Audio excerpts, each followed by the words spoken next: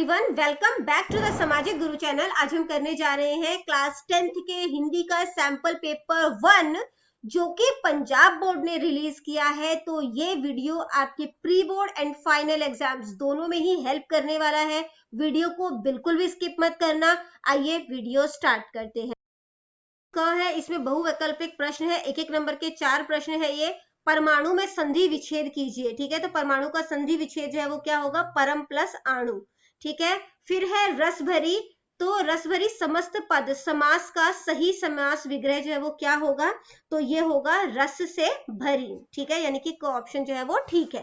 Next question है मित्र शब्द की सही भाववाचक संज्ञा चुने। तो मित्र की भाववाचक संज्ञा जो है वो क्या होगी, मित्रता। नेक्स्ट है निम्नलिखित में से कौन सा शब्द नदी का पर्यायवाची है। तो नदी का पर्यायवाची जो है वो कौन सा होता है, सरिता।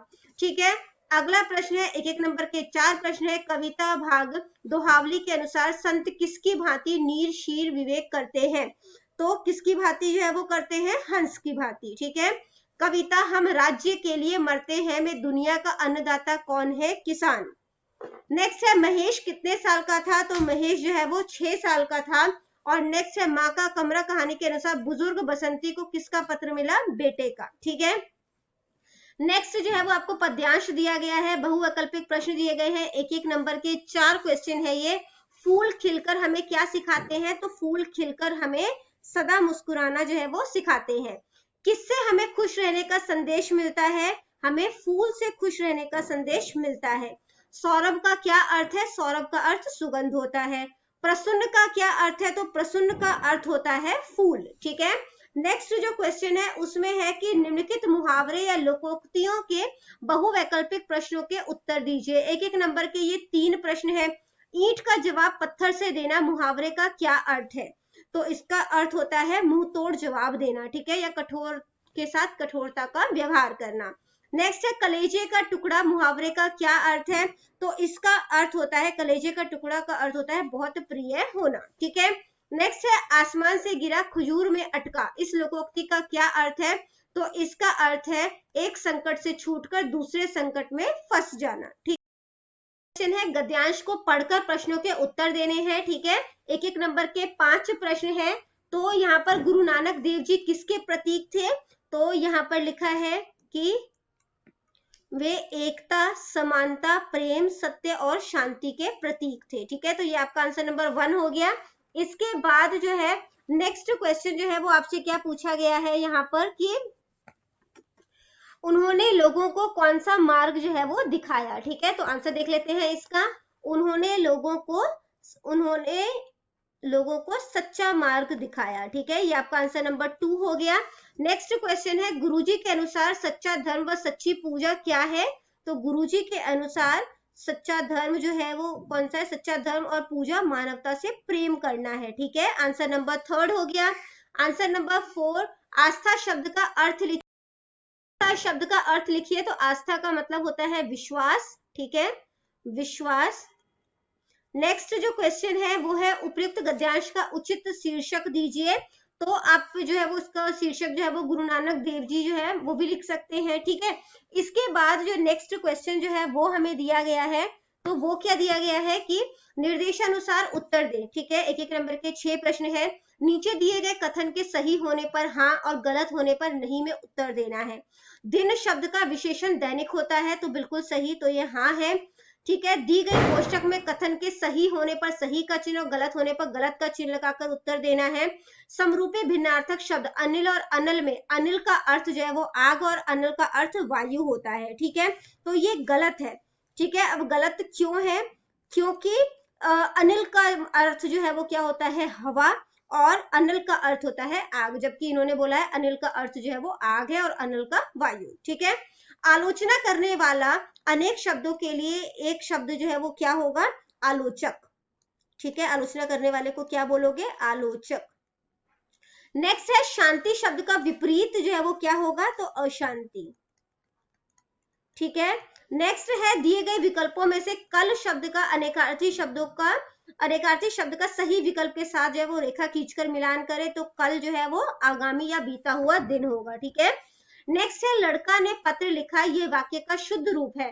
कथन के सही होने पर हाँ और गलत होने पर नहीं में उत्तर दे। तो लड़का ने पत्र लिखा, यह वाक्य का शुद्ध रूप नहीं है, ठीक है, तो ये जो है वो क्या है, गलत है। इसके बाद है निर्देशानुसार उत्तर दे। एक एक नंबर के 4 प्रश्न हैं। राजा ने राज्य में भ्रष्टाचार फैलने की बात अपनी पत्नी से पूछी, तो ये जो है वो गलत है, ठीक है। क्यों गलत है? क्योंकि उन्होंने जो है वो दरबारियों से पूछा था, ठीक है। नेक्स्ट है गुरु नानक देव जी की माता का नाम तृप्ता देवी था, बिल्कुल सही है। नेक्स्ट है दी गई कोष्टक में कथन के सही होने पर सही का चिन्ह और गलत होने पर गलत का चिन्ह लगाएं। सूखी डाली एकांकी में बेला का मायका लाहौर शहर में था, तो ये बिल्कुल सही है, ठीक है।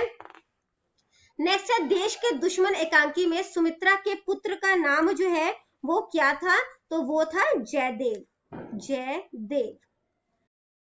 जो क्वेश्चन हमसे यहाँ पर पूछा गया है वो है भाग ख से 2-2 नंबर के जो है ये प्रश्न है, किन्हीं 3 प्रश्नों के उत्तर देना है, ठीक है। तो पहला क्वेश्चन है बसंती की आंखों में आंसू क्यों आ गए, माँ का कमरा लघु कथा के आधार पर उत्तर देना है। तो बसंती की आंखों में खुशी के आंसू आ गए थे, उसे ऐसी संपन्नता भरा जीवन अब तक कभी प्राप्त नहीं हुआ था। वह अपनी पुश्तैनी यानी कि पुराने घर में जैसे तैसे अकेले जीवन काट रही थी, अब वह अपने बेटे और परिवार के साथ सुख पूर्वक रह सकेगी, उसका बुढ़ापा आराम से कट जाएगा। उसके पुत्र ने आज के कुछ स्वार्थी पुत्रों जैसा व्यवहार नहीं किया था। अगला प्रश्न है एहसास लघु कथा का उद्देश्य क्या है। तो एहसास एक सामाजिक लघु कथा है, इसमें लेखिका ने एक बालक को शारीरिक चुनौतियों का सामना करते हुए दिखाया है। लेखिका प्रायः यथार्थ की पृष्ठभूमि पर अपनी कहानियों की रचना करती है। मानवतावाद का समर्थन करना ही उनका प्रमुख उद्देश्य रहा है।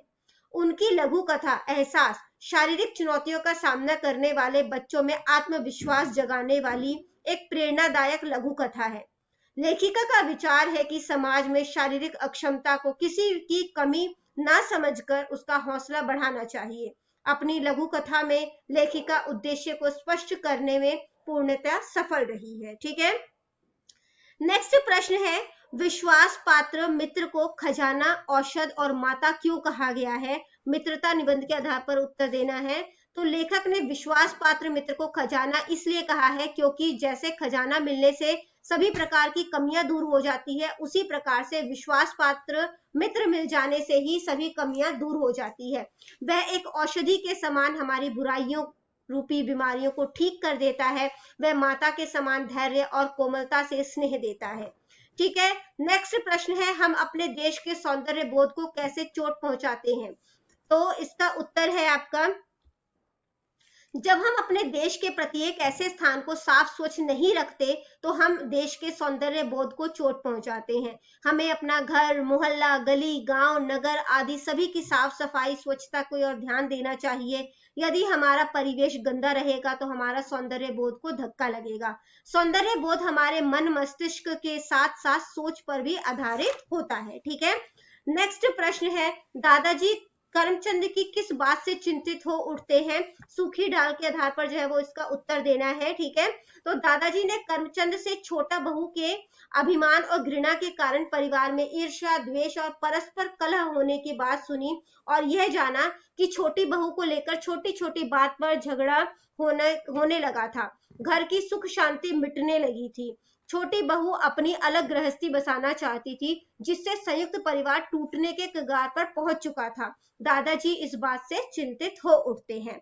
बच्चों आगे बढ़ने से पहले अगर आपको हमारी वीडियोस पसंद आती है, हमारी वीडियोस आपके लिए किसी भी तरीके से हेल्पफुल है, तो चैनल को फटाफट से सब्सक्राइब कर दो, क्योंकि यहाँ पर इस तरीके का हेल्पफुल कंटेंट अपलोड होता रहता है। तो चलिए नेक्स्ट क्वेश्चन पे चलते हैं। यहाँ पर आपने किन्हीं 3 प्रश्नों के उत्तर जो है वो 6 या 7 पंक्तियों में देने हैं। 4-4 नंबर का ये प्रश्न है, ठीक है। 2 कलाकार कहानी के आधार पर अरुणा का चरित्र चित्रण करें। तो मनु भंडारी द्वारा रचित कहानी 2 कलाकार में अरुणा को एक समर्पित समाज सेविका के रूप में चित्रित किया गया है। वह निर्जीव चित्र बनाने की अपेक्षा किसी का जीवन संवार देना अधिक उचित मानती है। चित्रा के प्रति उसके मन में मित्रता का भाव है। वह अध्ययन से भी अधिक दीन दुखियों की सेवा को महत्व देती है, पर दुख कातरता के कारण ही वह मृत भिखारिन के बच्चों का पालन पोषण करती है। फूलिया दाई के बीमार बच्चे की सेवा करती है। वह अत्यंत भावुक भी है। इसी कारण दाई के बच्चे के मर जाने पर वह खाना भी नहीं खाती है। वह अपने कर्तव्य पालन में इतनी लीन रहती है कि वह चित्रा के विदा करने भी नहीं आ पाती। ठीक है, चित्रा को विदा करने भी नहीं आ पाती। वह अपने जैसे विचारधारा वाले मनोज को पति के रूप में पाना चाहती है, क्योंकि वह मानती है कि जो व्यक्ति समाज के प्रति अपने उत्तरदायित्व को जानता हो वो उसका पति बन सकता है। इसी प्रकार अरुणा एक ऐसे आदर्शवादी युवती है जिसने अपना समस्त जीवन सेवा में अर्पित कर दिया है। ठीक है, इसके बाद जो अगला प्रश्न है, ममता कहानी से आपको क्या शिक्षा मिलती है। ठीक है बच्चों, क्वेश्चन यहाँ पे जो है वो सारे मेंशन है, आंसर जो है वो मैंने आगे जो है वो दिया हुआ है। ठीक है, तो आप उसका स्क्रीनशॉट ले लेना कि आपको आंसर जो है वो सामने ही मिल जाए। इसके बाद जो है वो अगला क्वेश्चन क्या है, गुरु नानक देव जी ने अपने यात्राओं के दौरान कहाँ कहाँ और किन किन लोगों को क्या क्या उपदेश दिया। ठीक है, सदाचार का ताबीज निबंध में छिपे व्यंग्य को स्पष्ट कीजिए। बलिदान कभी व्यर्थ नहीं जाता। ठीक है, तो माँ जी ऐसे दिव्य बलिदान पर जो देवता भी अर्घ्य चढ़ाते हैं, वे भी स्वर्ग में जय जयकार करते हुए देश पर निछावर होने वाला का स्वागत करते हैं। ठीक है, तो इसका जो है वो आशय स्पष्ट करना है आपने। ठीक है, तो आंसर जो है वो यहाँ पर है, ये आपका उत्तर नंबर 2 है, यहाँ पर उत्तर नंबर 3 है और ये आपका उत्तर नंबर 4 है। ठीक है, इसके बाद जो है आपको नेक्स्ट प्रश्न जो है उत्तर नंबर 5 वो यहाँ पर दिया गया है। भाग ग जो है उसमें आपको गद्यांश दिया गया है, उसका आपने हिंदी में अनुवाद करना है। ठीक है, तो ये क्या है, इसका जो है बनेगा, प्रकृति की ओर से हमें भिन्न भिन्न तरह के वृक्ष, हरियाली, शीतल हवाएं, यहाँ पर लिख देती हूँ मैं आपको। ठीक है, प्रकृति की ओर से हमें भिन्न भिन्न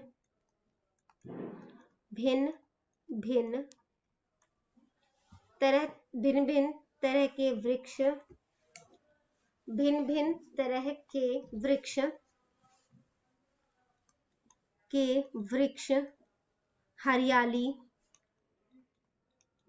हरियाली, शीतल हवाएं,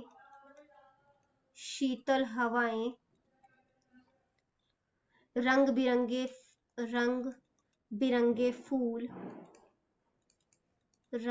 बिरंगे फूल, अनेक प्रकार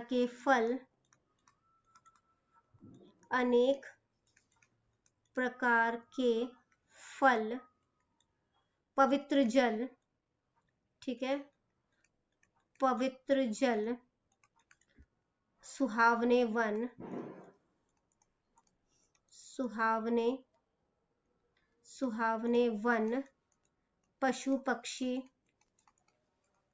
पशु पक्षी रूपी अद्भुत संपत्ति मिली है।